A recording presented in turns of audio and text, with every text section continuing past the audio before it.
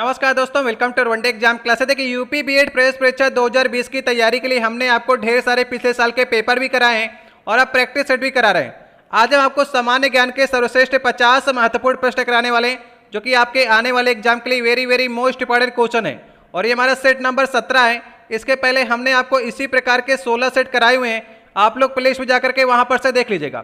अगर आप सरकारी सीट से बीएड करना चाहते हैं तो आपका ये लक्ष्य होना चाहिए कि 50 महत्वपूर्ण प्रश्नों में से आपको कम से कम 40 प्रश्नों को अवश्य ही करना है। देखिए प्रथम प्रश्न पत्र के खंड आ के सेक्शन में सामान्य ज्ञान के 50 क्वेश्चन पूछे जाते हैं। आज का देखिए हमारा पहला प्रश्न है, भारतीय संसद का क्या अर्थ होता है। ये 4 ऑप्शन आपको दिए गए हैं। सबसे पहले एक बार आप लोग प्रयास कीजिए, 3 से 4 सेकंड का आपके पास समय है और वीडियो के लास्ट में पूरी ईमानदारी से बताइएगा क्या आप इन 50 सामान्य ज्ञान के प्रश्नों में से 40 प्रश्नों को सही कर पा रहे हैं। इसका सही ऑप्शन होगा सी वाला ऑप्शन। देखिए संविधान के 79 नंबर आर्टिकल में भारतीय संसद के बारे में चर्चा की गई है और भारतीय संसद जो बनती है वो राष्ट्रपति, राज्यसभा और लोकसभा से मिलकर बनती है। ये किस आर्टिकल में लिखा गया है? 79 नंबर आर्टिकल में लिखा गया है। अगर आपको वीडियो अच्छा लग रहा हो तो वीडियो को लाइक कर दीजिएगा। चैनल पर अगर आप नए हैं तो नीचे आपको लाल रंग की सब्सक्राइब की बटन दिखेगी, उसे दबाकर लाल से काली कर दीजिएगा ताकि आने वाली वीडियो की नोटिफिकेशन आपके पास सबसे पहले पहुंच सके। देखिए दूसरा प्रश्न है, निम्नलिखित में से किसमें शीशे की मात्रा जो होती है अधिक होती है। ये 4 ऑप्शन आपको दिए गए, अच्छे से ऑप्शन को पढ़िए और बताइए किसमें शीशे की मात्रा जो होती है अधिक पाई जाती है। इसका सही ऑप्शन होगा सी वाला ऑप्शन।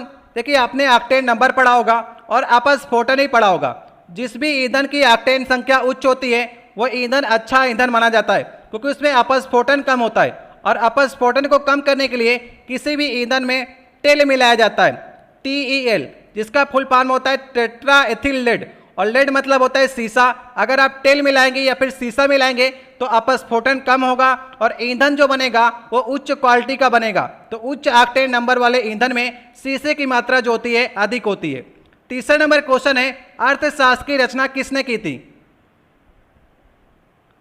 सही ऑप्शन होगा बी वाला ऑप्शन, जिसे हम लोग कौटिल्य कहते हैं, चाणक्य कहते हैं और विष्णुगुप्त भी कहते हैं। तो चारों ऑप्शन में से आपको 3 में से कोई भी नाम आपको दे सकता है, कौटिल्य, विष्णुगुप्त या फिर चाणक्य। सही ऑप्शन होगा बी वाला ऑप्शन। देखिए चौथा प्रश्न है, भारत के राष्ट्रवादी नेताओं ने साइमन कमीशन का बहिष्कार क्यों किया था।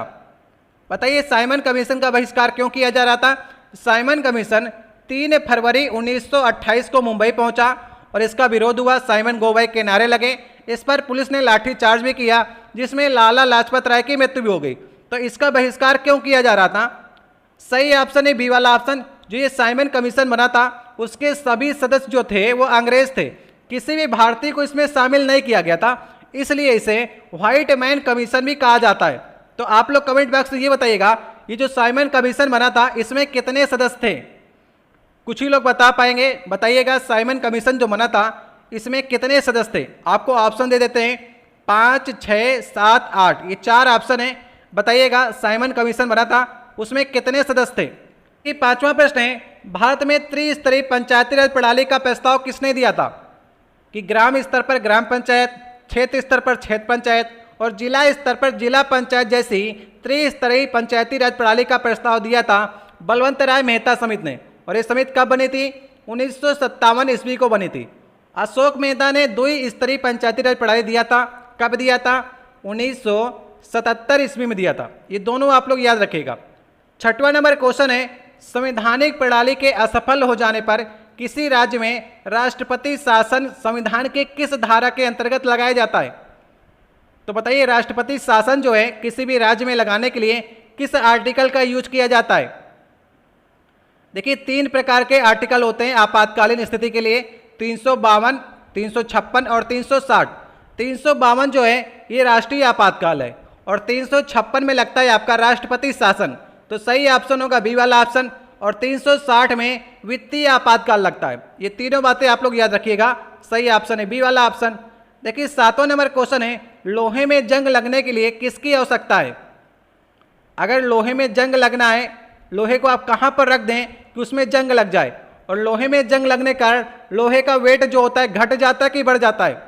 कमेंट बॉक्स से बता सकते हैं आप लोग, लोहे में जब जंग लगती है तो लोहे का वेट जो होता है घट जाता है कि बढ़ जाता है। कमेंट बॉक्स में लिखने का प्रयास कीजिएगा। इसका सही ऑप्शन होगा बी वाला ऑप्शन। अगर ऑक्सीजन मिल रही है उसको और जल मिल रहा है तो लोहे में जंग लग जाती है। तो सही ऑप्शन है बी वाला ऑप्शन। और इसके लिए आप क्या कर सकते हैं, जस्ते का लेप लगा सकते हैं, जिंक का लेप लगा सकते हैं लोहे के ऊपर, जैसे कि आप पेंट करते हैं ना, तो जिंक का लेप लगा सकते हैं, जिसे हम लोग कहते हैं जस्तीकरण भी कहते हैं। तो सही ऑप्शन है इसका बी वाला ऑप्शन। देखिए 8वां क्वेश्चन है, सीसा है एक, सीसा कैसा होता है, शुद्ध ठोस पदार्थ होता है, अतिशीतित द्रव पदार्थ होता है, जेल होता है, या बहुलकीय पॉलीमर होता है, बताइए।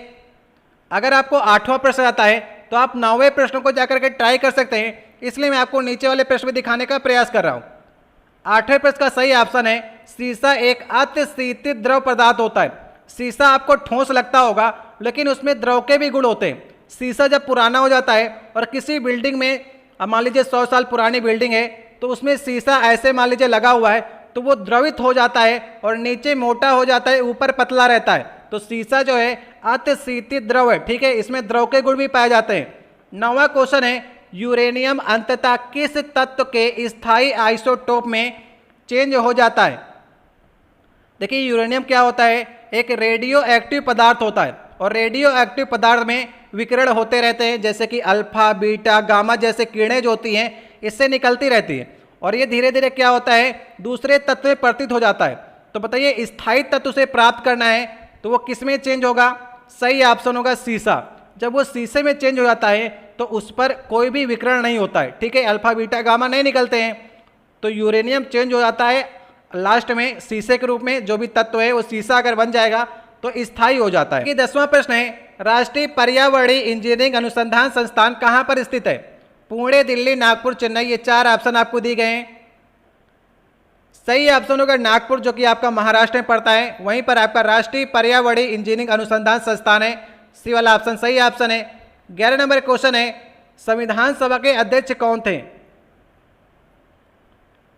सही ऑप्शन होगा डॉक्टर राजेंद्र प्रसाद जी। देखिए संविधान सभा जब बनी तो 9 दिसंबर 1946 को सबसे पहले अस्थायी अध्यक्ष बनाए गए सच्चिदानंद सिन्हा। उसके बाद 11 दिसंबर 1946 को स्थायी अध्यक्ष के तौर पर डॉक्टर राजेंद्र प्रसाद जी को बनाया गया। 12 नंबर क्वेश्चन है, भारतीय संसद द्वारा विश्व संसदीय प्रणाली में कौन सी अभिनव चर्चा प्रक्रिया समाविष्ट की गई है। प्रश्न को समझने का प्रयास कीजिए, आपको एग्जाम में प्रश्न को समझना है अपने आप ही। ये 4 ऑप्शन है, प्रश्नकाल, शून्यकाल, संकल्प या फिर राष्ट्रपति का भाषण। सही ऑप्शन होगा इसका बी वाला ऑप्शन। देखिए भारतीय संसद की देन है शून्यकाल। शून्यकाल जो है उसको विश्व स्तरीय जो संसद प्रणाली है वहां पर लिया गया है। तो ये भारतीय मीडिया की देन है शून्यकाल। 12 से 1 बजे के बीच का जो काल होता है संसद में उसे कहते हैं शून्यकाल, और ये भारत ने दिया है विश्व को। यही आपसे पूछने का प्रयास कर रहा है। 13 नंबर क्वेश्चन है, पोर्टलैंड सीमेंट में जिप्सम मिलाने से क्या मदद मिलती है। पोर्टलैंड जो सीमेंट होती है उसमें आप जिप्सम मिलाते हैं, तो क्यों मिलाते हैं जिप्सम। सही ऑप्शन है सीमेंट को शीघ्र जमने से रोकने के लिए। अगर आप जिप्सम नहीं मिलाएंगे तो पोर्टलैंड सीमेंट जो है वो जल्द ही जम जाएगा, इसलिए इसमें क्या करते हैं हम लोग, जिप्सम मिलाने का कार्य करते हैं। कि नेक्स्ट क्वेश्चन है, श्वेत फुफ्फुस रोग कहां पर पाया जाता है। कागज उद्योग के कर्मचारियों में, सीमेंट उद्योग के, कपास या फिर पीड़ानाशक उद्योग के कर्मचारियों में। श्वेत फुफ्फुस रोग को इंग्लिश में कहते हैं व्हाइट लंग डिसीज, और ये पाई जाती है कागज उद्योग के कर्मचारियों में। उनके जो फेफड़े होते हैं वो सफ़ेद पड़ जाते हैं। यहीं पर बात करेंगे ब्लैक लंग डिसीज की, जो कोयले उत्पादन के क्षेत्र में लगे होते हैं उनके फेफड़े जो होते हैं काले पड़ जाते हैं। इसका सही ऑप्शन होगा ए वाला ऑप्शन। आइडोफार्म का प्रयोग किस रूप में किया जाता है, बताइए। सही ऑप्शन होगा सी वाला ऑप्शन, पूतिरोधी के रूप में। देखिए पूत का मतलब होता है संतान, किसी की भी संतान हो सकती है, जैसे कि जीवाणु की संतान हो सकती है। तो रोधी मतलब होता है उत्पन्न होने से रोकने के लिए। तो जीवाणु की जो संतान होती है उनकी उत्पत्ति को रोकने के लिए हम लोग आइडोफार्म का यूज करते हैं। इसे कहते हैं एंटीसेप्टिक भी कहते हैं। पूतिरोधी मतलब होता है एंटीसेप्टिक, ठीक है। 16 नंबर क्वेश्चन है, पेंडुलम को चंद्रमा में ले जाने पर उसकी समय अवधि जो होगी कैसी हो जाएगी, उतनी रहेगी, घटेगी, शून्य हो जाएगी या फिर बढ़ेगी। पेंडुलम को क्या कर रहे हैं आप, चंद्रमा पर ले जा रहे हैं। पेंडुलम का फार्मूला क्या होता है आवर्तकाल का, T बराबर होता है 2 पाई √L/G होता है। और चंद्रमा पे ले जाएंगे तो वहां पर G का मान जो होता है वो 1/6 हो जाता है पृथ्वी का, मतलब कि जी का मान जो हो जाएगा घट जाएगा, इसलिए आवर्तकाल जो होगा वो बढ़ जाएगा। तो आपसे पूछा है अवधि, तो अवधि क्या होगी, बढ़ेगी। सही ऑप्शन होगा डी वाला ऑप्शन। इसका मतलब जो पेंडुलम था, ऐसे पेंडुलम घूमेगा ना तो उसका आवर्तकाल बढ़ जा रहा है, तो एक चक्कर जो बहुत धीरे धीरे लगाएगा वो, इसलिए वहाँ पर जो घड़ी होती है वो सुस्त हो जाती है। ये भी बात याद रखिएगा, चंद्रमा पर अगर आप पेंडुलम ले जा रहे हैं और पेंडुलम वाली घड़ी है तो वहाँ पर सुस्त पड़ जाएगी। मैंने फार्मूला बताया ना आपको, 2π√L/g होता है ना, तो g कम हो गया इसलिए आवर्तकाल जो होगा बढ़ जाएगा। ध्यान रखिएगा, इंपॉर्टेंट फार्मूला है ये। देखिए 70 नंबर क्वेश्चन है, लार किसके पाचन में मदद करती है, वसा, स्टार्च, प्रोटीन या फिर विटामिन। सही ऑप्शन होगा स्टार्च, जिसे हम लोग कहते हैं मंड भी कहते हैं। तो टाइलिन नामक जो एंजाइम होता है लार में पाया जाता है, वो क्या करता है, मंड को माल्टोज में चेंज कर देता है। तो क्या करता है, पाचन में मदद करता है। और उसमें एक लाइसोजाइम नामक आपका एंजाइम होता है लार में, वो क्या करता है, बैक्टीरिया का नाश करता है। तो दोनों काम होते हैं लार का, बैक्टीरिया का नाश करना भी होता है और स्टार्च को मतलब कि मंड को माल्टोज में चेंज करना भी होता है। तो सही ऑप्शन होगा बी वाला ऑप्शन। देखिए 58 नंबर क्वेश्चन है, मानव शरीर में सबसे लंबी अस्थि कौन सी है, बताइए। आपको मालूम है सबसे लंबी अस्थि जांघ की हड्डी है, जो जांघ की हड्डी होती है उसे क्या कहते हैं हम लोग, फीमर कहते हैं। और इन 4 ऑप्शन में ढूंढिए फीमर कहाँ पर लिखा गया है। सही ऑप्शन होगा सी वाला ऑप्शन। जो उरु अस्थि होती है ना, इसे हम लोग कहते हैं फीमर। जो ये नीचे का आपका होते हैं ना, पैर में फीमर होती है। तो सही ऑप्शन होगा सी वाला ऑप्शन। देखिए पहले वाले ऑप्शन में लिखा गया अंतर प्रकोष्ठिका, इसे कहते हैं अल्ना। रेडियस और अल्ना ये 2 हड्डियां आपके एक हाथ में होती हैं, तो 2 4 आपकी होती है अंतर प्रकोष्ठिका। हिंदी लिख दी गई है काफ़ी। बी वाले ऑप्शन लिखा गया प्रेगंटिका। प्रेगंटिका मतलब होता है ह्यूमरस। ह्यूमरस भी आपके हाथ में होती है, ऊपर साइड में एक दोनों हाथ में होती है, 2 हड्डियां होती हैं। एक चौथे ऑप्शन लिखा गया अंतरजांघिका। अंतरजांघिका कहते हैं टिबिया को। टिबिया और फेबुला ये 2 आपके पैरों में होती है, तो 4 होती हैं। जांघ के नीचे जो हड्डी होती है उसे कहते हैं टिबिया, फ्यूबुला, 2 आपके पैरों में होती हैं। तो ये काफ़ी हिंदी में लिख दिया गया है, मैंने आपको इंग्लिश बताया है। अंतर प्रकोष्ठिका मतलब होता है अल्ना, उरु अस्थि मतलब होता है फीमर, प्रेगंटिका मतलब होता है ह्यूमरस और अंतरजांघ का मतलब होता है टिबिया। ये चारों मैंने आपको बता दिए हैं। 19वां नंबर क्वेश्चन है, ल्यूकीमिया या फिर रक्त कैंसर का लक्षण निम्नलिखित में से किसमें असामान्य वृद्धि है, बताइए। ल्यूकीमिया या फिर रक्त कैंसर, इसे हम लोग कहते हैं ब्लड कैंसर भी कहते हैं, ये कैसे होता है। सही ऑप्शन है जब WBC बढ़ जाती है। WBC बढ़ेंगी तो ल्यूकीमिया नामक रोग हो जाता है। आपको मालूम है WWE अगर आप देखते हो तो वहाँ पर रोमन रेंज को ल्यूकीमिया हो गया था।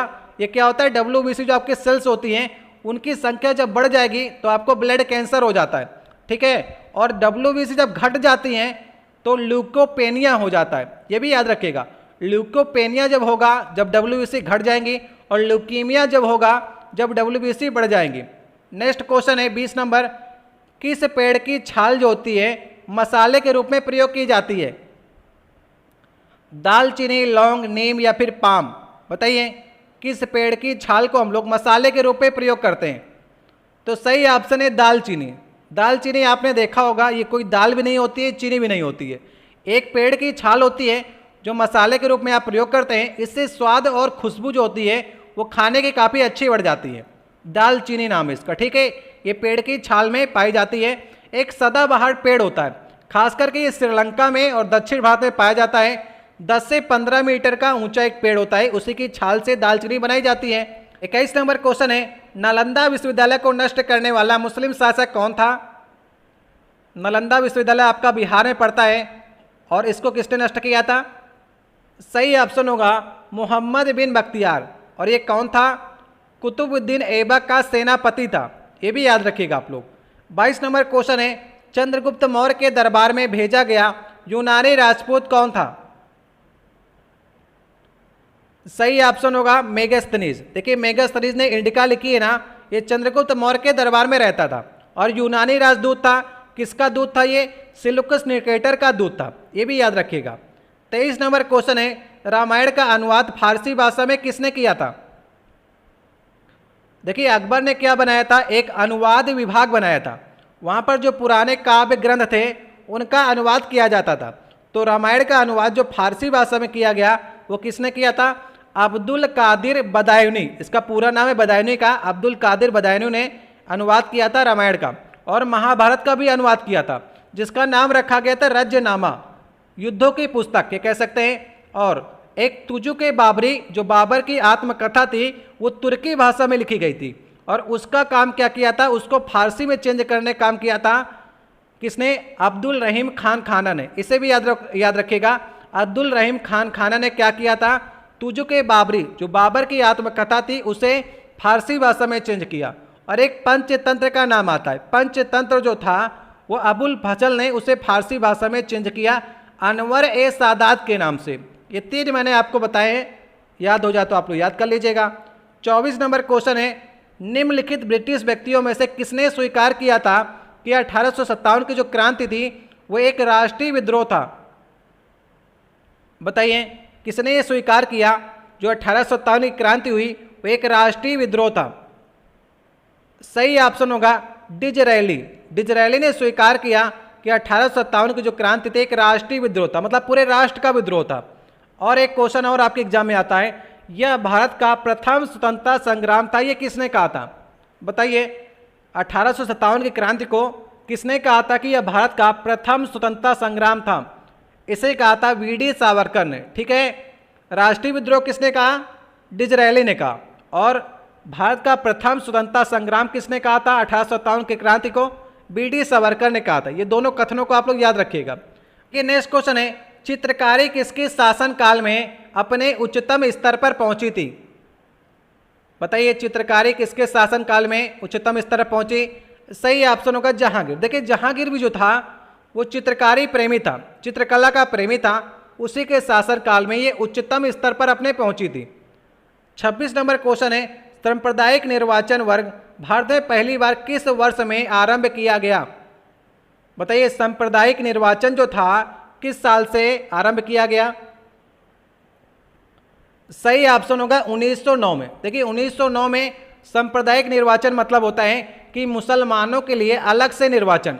ये आया था 1909 में, आपका मार्लो मिंटो एक्ट आया था, उसके तहत किया गया था। ठीक है, 27 नंबर क्वेश्चन है, ह्वेनसांग किसके शासन के दौरान भारत आया था? ये क्वेश्चन बहुत पूछा जाता है। यात्रियों का सुकुमार भी ह्वेनसांग को कहा जाता है। सही ऑप्शन है हर्षवर्धन। देखिए, हा से ह्वेनसांग है और हा से हर्षवर्धन, इसे आप लोग याद रखिएगा।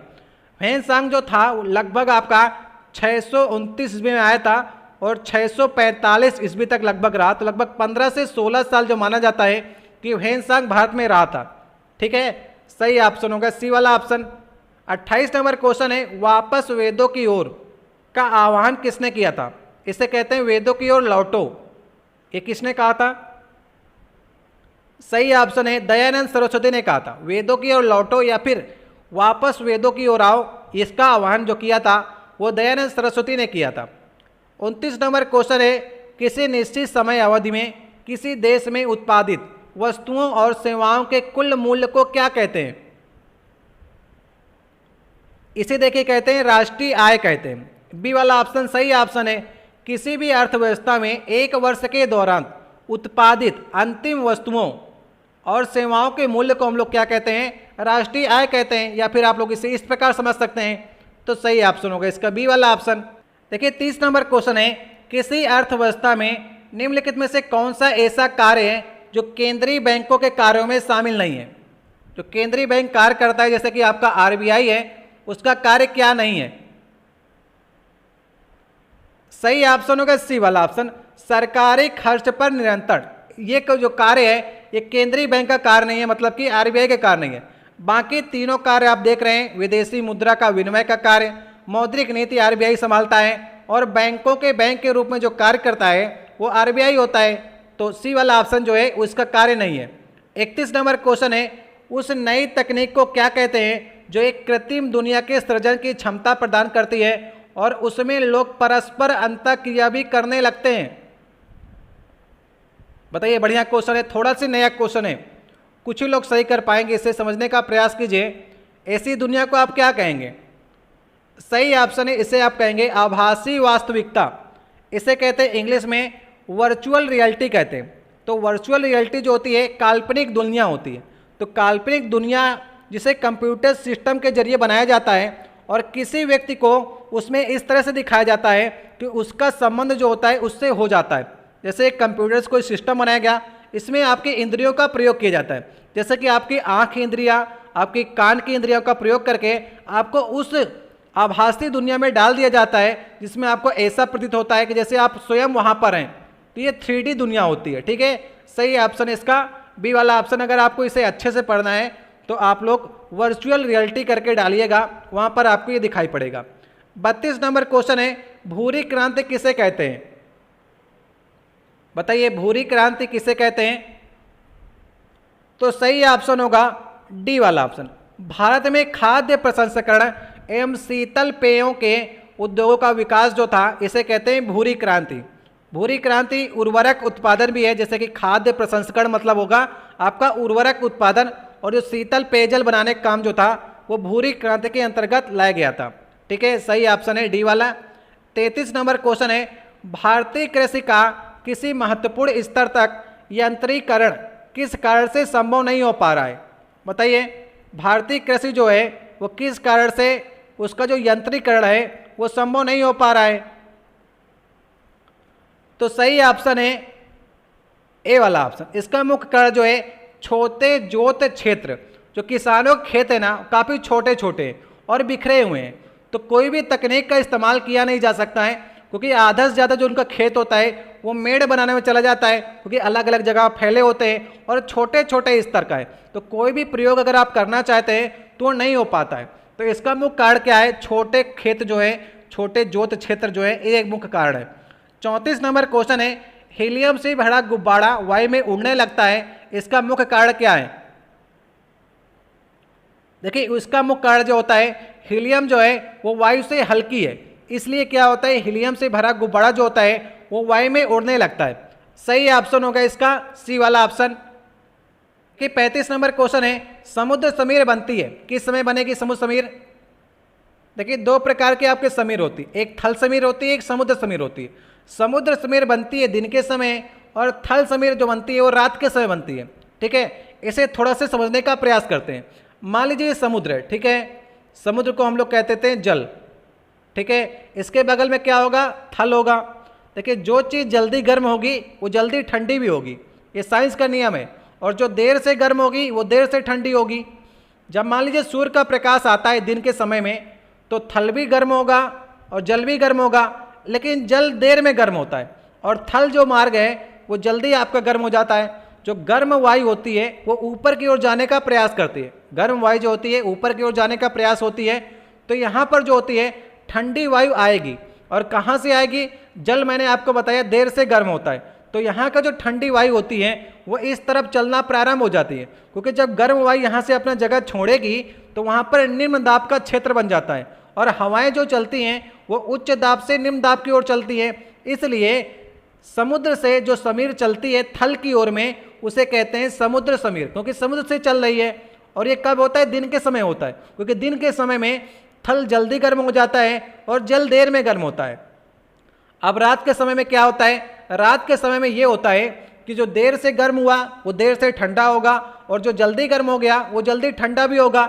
जो आपका थल था ये ठंडा हो चुका है, और जल अभी भी ठंडा हो रहा है, क्योंकि इसमें देर लगेगी ना। तो यहाँ पर की जो वायु होती है वो गर्म होती है, और थल जो है हमारा ठंडा हो चुका है। तो गर्म वायु हमने बताया आपको ऊपर की ओर जाती है, तो यहाँ पर अब निम्न दाब का क्षेत्र बन जाएगा। तो यहाँ पर जो ठंडी वायु थी वो इधर चलना प्रारंभ हो जाएगी। तो अब इसे कहेंगे थल समीर, और ये कब होगा? रात के समय में होगा, क्योंकि रात के समय मौसम ठंडा हो जाएगा, और जल बाद में गर्म हुआ था तो बाद में ठंडा होगा। तो यहाँ पर निम्न दाब से उच्च दाब से निम्न दाब की ओर हवाएं चलेंगी, इसे कहेंगे थल समीर। दोनों बातों को आप लोग समझ गए होंगे। चलिए, 36 नंबर क्वेश्चन है, कोई व्यक्ति सूक्ष्मदर्शी और दूरदर्शी यंत्रों में अंतर क्या जानकर कर सकता है? अगर कहीं पर उसे सूक्ष्मदर्शी दिखाई पड़ रहा है और दूरदर्शी दिखाई पड़ रहा है, तो ये अंतर कैसे जानेगा? उसको लंबाई को देखकर ही जान जाएगा। देखिए, सूक्ष्मदर्शी जो होता है वो इतना बड़ा होगा, और दूरदर्शी जो होता है वो काफ़ी लंबे लंबे होते हैं। उसको दूर की वस्तुएं देखना होता है ना, तो काफ़ी लंबे होते हैं, तो उसकी लंबाई जानकर ही देख सकता है कि सूक्ष्मदर्शी है तो छोटे आकार का है, दूरदर्शी है क्योंकि दूर की वस्तुओं को देखना है तो टेलीस्कोप जैसे चीज़ें होती हैं वो लंबी लंबी खूब बनाई जाती हैं, तो इसलिए लंबाई को देखकर ही वो जान जाएगा। 37 नंबर क्वेश्चन है, कुचिपुड़ी जो नाटक नृत्य है वो किस राज्य का है? कुचिपुड़ी कहाँ का है? आंध्र प्रदेश का है, इसमें सोचने की कोई बात ही नहीं है। एक्स किरणों की खोज किसने की थी? काफी बार एग्जाम में आता है, very very most important question है, एसएससी और रेलवे में बार बार पूछा गया क्वेश्चन है और बीएड में भी आपका पूछा जाता है। बताइए एक्स किरणों की खोज किसने की थी? तो रोंटजन ने की थी। सही ऑप्शन है बी वाला ऑप्शन।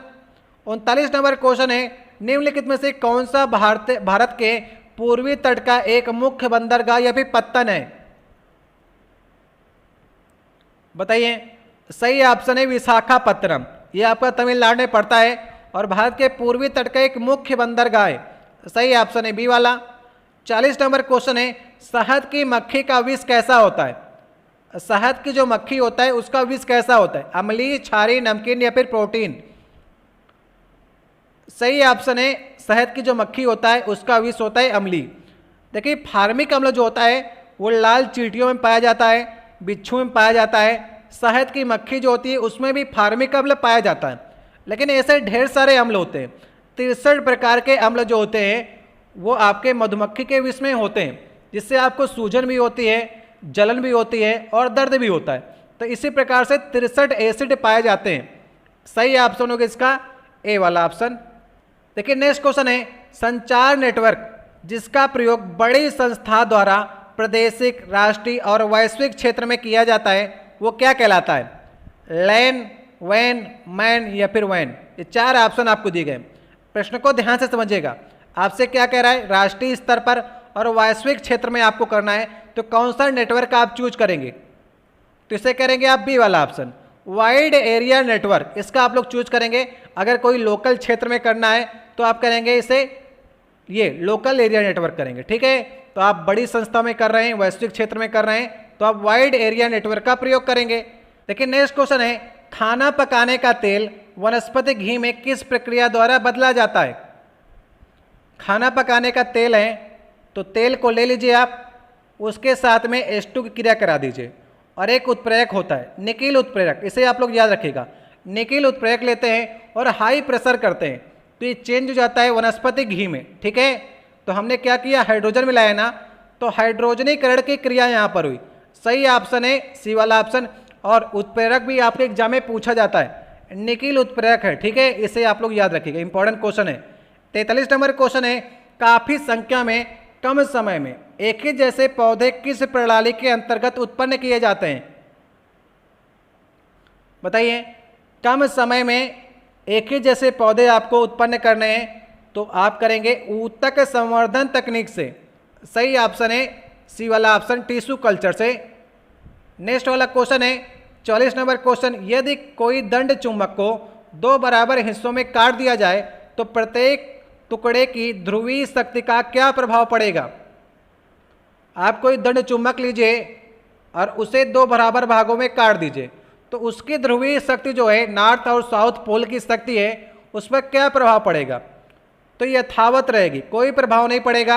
उसके फिर से 2 ध्रुव उत्पन्न हो जाएंगे और उतनी ही शक्ति होगी उनके पास में, ठीक है। तो यथावत रहेगी, काटने पर कोई प्रभाव नहीं पड़ेगा। 45 नंबर क्वेश्चन है, चमगादड़ की ध्वनि कैसी होती है? बताइए चमगादड़ कैसी ध्वनियों को सुन सकते हैं? देखिए 3 प्रकार की आपकी ध्वनियाँ होती हैं, अपश्रव ध्वनि, श्रव्य ध्वनि और पराश्रव्य। अपश्रव ध्वनि जो होती है वो 20 हर्ट्ज से कम वाली होती है और 20 हर्ट्ज से लेकर के 20,000 हर्ट्ज तक वाली मनुष्य सुन सकता है, जिसे कहते हैं श्रव्य ध्वनियाँ। और चमगादड़ जो ध्वनि उत्पन्न करता है वो पराश्रव्य ध्वनियाँ होती हैं 20,000 हर्ट्ज से अधिक वाली। जैसे कि उसके मार्ग में कोई अवरोध आ रहा है तो इन ध्वनियों को दूर तक भेजता है और पता चल जाता है कि यहाँ पर अवरोध है, इसलिए रात में उड़ पाता है, ठीक है। कहीं पर भोजन होगा उसे भी पता चल जाता है इसे। तो डी वाला ऑप्शन सही ऑप्शन है। जैसे कि आपका कुत्ता हो गई, बिल्ली हो गई, चमगादड़ हो गई, ये सभी लोग पराश्रव्य ध्वनियों को सुन सकते हैं। 46 नंबर क्वेश्चन है, ऑल इंडिया मुस्लिम लीग की स्थापना किसने की थी? ऑल इंडिया मुस्लिम लीग की स्थापना की थी आगा खान ने। सही ऑप्शन होगा सी वाला, आगा खां और सलीमुल्लाह खान ने 1906 में ऑल इंडिया मुस्लिम लीग की स्थापना की थी। 47 नंबर क्वेश्चन है, संयुक्त राष्ट्र संघ के सदस्यों देशों ने विश्व शांति तथा उनके सुरक्षा की प्राथमिक जिम्मेदारी किसे सौंपी है? देखिए, संयुक्त राष्ट्र संघ के 6 अंग हैं, उसमें से किसको विश्व शांति तथा सुरक्षा की जिम्मेदारी की प्राथमिकता सौंपी गई है? सही ऑप्शन होगा सुरक्षा परिषद। देखिए, सुरक्षा परिषद में 5 आपके स्थायी सदस्य हैं, और कमेंट बॉक्स में आप लोग ये बताइएगा कि सुरक्षा परिषद में 5 स्थायी सदस्य कौन कौन से हैं। मैंने आपसे 2 ही 3 क्वेश्चन पूछे हैं और आप लोग बता सकते हैं। पहला क्वेश्चन मैंने आपसे पूछा था, व्हाइट मैन जो कमीशन था, जो साइमन कमीशन था, उसमें कितने लोग थे? उस सदस्य लोगों की संख्या आपसे पूछी थी। और अब आपसे पूछ रहा हूँ, सुरक्षा परिषद में जो 5 देश हैं उनका नाम आप लोग बताइएगा। 48 नंबर क्वेश्चन है, भारत में अंतर्राष्ट्रीय सुनामी चेतावनी प्रणाली को कब अपनाया गया? बताइए, कब अपनाया गया था? अंतर्राष्ट्रीय सुनामी चेतावनी प्रणाली को कब अपनाया गया? तो सही ऑप्शन है 2006 में अपनाया गया। देखिए, 2004 में क्या हुआ, हिंद महासागर में सुनामी आई, उसके बाद 2006 में भारत ने इस प्रणाली को अपनाया, जो कि आपकी 1965 में बन चुकी थी, लेकिन भारत ने अपनाया 2006 में। उसमें काफ़ी लोग मरे थे सुनामी में। 2004 की सुनामी में लगभग 2,30,000 लोग मरे थे सुनामी में। ठीक है। 49 नंबर क्वेश्चन है, वायुमंडल की सबसे निचली परत कौन सी है? बताइए, वायुमंडल की सबसे निचली परत कौन सी है? तो ये है आपकी क्षोभ मंडल, जिसमें आंधी तूफान आते हैं ना, वर्षा होती है, ये आपका क्षोभ मंडल है। ठीक है। इसके ऊपर है समताप मंडल, जिसमें आपकी ऊपर पड़ती है ओजोन मंडल, मध्य मंडल, फिर है बाह्य वायुमंडल। तो सबसे नीची वाली कौन सी है? क्षोभ मंडल। एक क्वेश्चन मैंने आपसे पूछा था कि क्षोभ मंडल की औसत ऊंचाई कितनी है? तो औसत ऊंचाई की बात करेंगे तो 14 किलोमीटर जो था वो सही ऑप्शन था। वो आपके स्टोरी मैंने क्वेश्चन लगा रखा है ना, तो उसका सही आंसर है 14 किलोमीटर। औसत ऊंचाई की बात की है। ठीक है। मैक्सिमम ऊंचाई जो है वो 18 किलोमीटर है, लेकिन अगर ध्रुवों से बात करेंगे तो 8 किलोमीटर है, और विषुवत रेखा से बात करेंगे तो 18 किलोमीटर है। तो औसत के रूप में ये 14 किलोमीटर आती है। जो स्टोरी में कुछ लोग आंसर पूछ रहे थे, इसका आंसर है 14 किलोमीटर। ये 50 नंबर क्वेश्चन है, आज का लास्ट क्वेश्चन होगा। 2012 के ओलंपिक खेलों में निम्नलिखित में से किस देश का प्रथम स्थान था? 2012 के ओलंपिक गेम कहाँ पर हुए थे? लंदन में हुए थे। 2008 के ओलंपिक गेम बीजिंग में हुए, 2016 वाले रियो में हुए, और 2020 वाले टोक्यो जापान में होने वाले थे। तो अभी कोरोना वायरस के चलते गेम आगे बढ़ा दिए गए, 2021 में होंगे। तो आपसे पूछा ये है कि किस देश का प्रथम स्थान था, मतलब कि सबसे ज़्यादा जो स्वर्ण पदक जीतेगा वही प्रथम स्थान पर रहेगा। तो 2012 के जो लंदन ओलंपिक थे उसमें संयुक्त राज्य अमेरिका 46 स्वर्ण पदक जीता था और पहले स्थान पर था। 2016 के जो रियो ओलंपिक हुए वहाँ पर भी अमेरिका ने 46 ही पदक जीते, स्वर्ण पदक, तो ये भी प्रथम स्थान पर था। अगर दूसरे स्थान की बात करेंगे, 2012 के ओलंपिक गेम में दूसरे स्थान पर चीन था और तीसरे स्थान पर ब्रिटेन था, और 2016 के ओलंपिक गेम में दूसरे स्थान पर ब्रिटेन था और तीसरे स्थान पर चीन था। ठीक है। दोनों गेम्स में 12 और 16 में अमेरिका का प्रथम स्थान था। तो सही ऑप्शन होगा इसका सी वाला ऑप्शन। ये देखिए हमारी 50 महत्वपूर्ण प्रश्नों की सीरीज थी। आपको वीडियो कैसा लगा इसे आप लोग कमेंट बॉक्स में बताने का प्रयास कीजिएगा। अगर आपको वीडियो अच्छा लगा हो तो वीडियो को लाइक कर दीजिएगा। अगर आप लोग इसी प्रकार की और सीरीज चलाना चाह रहे हो तो आप लोग कमेंट बॉक्स में कहिएगा। जितनी आप लोग कहेंगे आपके एग्जाम तक हम सीरीज कराने का प्रयास करेंगे। तो वीडियो आपको कैसा लगा? मैंने 2 से 3 क्वेश्चन आपके वीडियो में पूछे हैं, इसका आप लोग जवाब देने का प्रयास कीजिएगा। मैं आपको क्वेश्चनों को याद करा देता हूँ। पहले तो मैंने आपसे पूछा था साइमन कमीशन में कितने सदस्य थे। दूसरा मैंने आपसे पूछा था, दूसरा क्वेश्चन मैंने आपसे पूछा था राष्ट्रीय सुरक्षा परिषद में कितने सदस्य हैं, स्थायी सदस्य की आपसे बात कर रहा हूँ। तीसरा क्वेश्चन मैंने आपसे पूछा है कि जब लोहे में जंग लगती है तो उसका वेट जो होता है घट जाता है कि बढ़ जाता है। तो ये 3 क्वेश्चन मैं आपके लिए छोड़ने जा रहा हूँ। कमेंट बॉक्स में उत्तर लिखने का प्रयास कीजिएगा और अपना स्कोर कार्ड जरूर बताइए कि आपने कितना स्कोर किया। मैंने आपसे कहा था कि इन 50 महत्वपूर्ण प्रश्नों में से कम आपको 40 प्रश्न अवश्य करना है। जो भी लोग 40 प्रश्न किए हों या फिर 40 से ज़्यादा किए हों तो कमेंट बॉक्स में लिखने का प्रयास कीजिएगा। अगर आप 40 से कम हैं, 35 से कम आप लोग मत जाइएगा। देखिए 35 से कम करेंगे तो आप यूपी बीएड अगर करना चाहते हैं तो आपको अच्छे नंबर लाने होंगे। और अच्छे नंबर के लिए आपको जीएस के सेक्शन में, रीजनिंग के सेक्शन में और हिंदी के सेक्शन में अच्छा प्रयास करना होगा। ये 3 सब्जेक्ट में आप अच्छा कर सकते हैं। तो यहाँ पर आपको 35 से ज़्यादा या फिर 40 से ज़्यादा करने का प्रयास करना चाहिए। तो स्कोर कार्ड अपना जरूर शेयर कीजिएगा। किसी प्रश्न में डाउट हो तो कमेंट बॉक्स में कह सकते हैं। वीडियो अच्छा लगा हो तो जाते जाते एक बार लाइक कीजिएगा। मिलते हैं आपसे नेक्स्ट वीडियो में। बहुत बहुत धन्यवाद।